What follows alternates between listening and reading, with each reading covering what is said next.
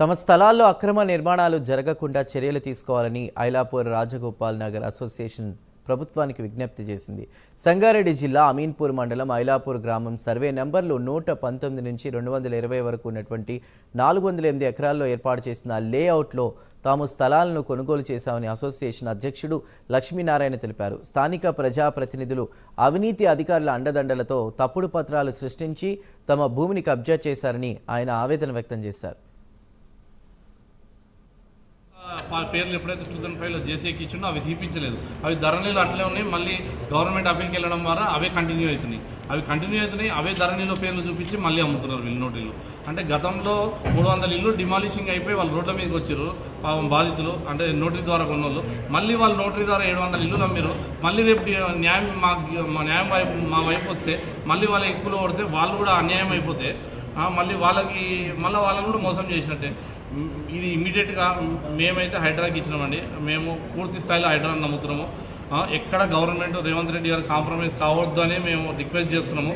వాళ్ళ ఫ్యామిలీ ఉన్నా కానీ అంటే ముఖ్యంగా ఫ్యామిలీ మెంబర్స్ కాంగ్రెస్లో ఉన్నా కానీ ఇక్కడ అతను టీఆర్ఎస్లో ఉన్నాడు.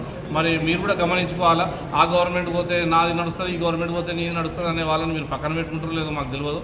మీరు మాకు కాంప్రమైజ్ కాకుండా మాకు న్యాయం ఎక్కడుందో అక్కడ స్ట్రిక్ట్గా మాకు కోర్టు ఆర్డర్ వచ్చే వరకు అక్కడ అక్రమ కట్టడాలు జరగకుండా, అక్కడ పాండురంగారావు గారు చేసినా, ఎమ్మెల్యే చేసినా, జగ్గారెడ్డి చేసినా వీళ్ళందరికీ కూడా ఒక్క మనిషే ఉంటాడు. ఎండ్ ఆఫ్ ది డే ముఖ్యం గారు ఏమంటారంటే, మీరు ఇక్కడ అంటే చాలా సంవత్సరాల నుంచి వారు బెదిరిస్తున్నారు, రానివ్వరు, అక్కడికి వస్తే మేము చంపేస్తామనేసి కొడతామని వాళ్ళ పక్కన ఉన్న తండా నుంచి మనుషులను పంపిస్తుంటాడు.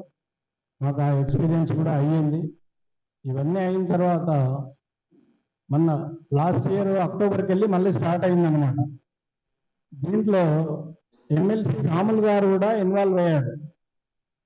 లాస్ట్ ఇయర్ అక్టోబర్లో రాములు నాయక్ ఇన్వాల్వ్ అయ్యి వాళ్ళు ఏదో 30 ఎకరాలు మేము కొనుక్కున్నాము, ఇక్కడ క్లీన్ చేస్తామని. అల్టిమేట్గా చూసి ఏమైందంటే అది మా సేల్ డీడ్స్ ఉన్న సర్వే నెంబర్లోనే ఉన్నదన్నమాట.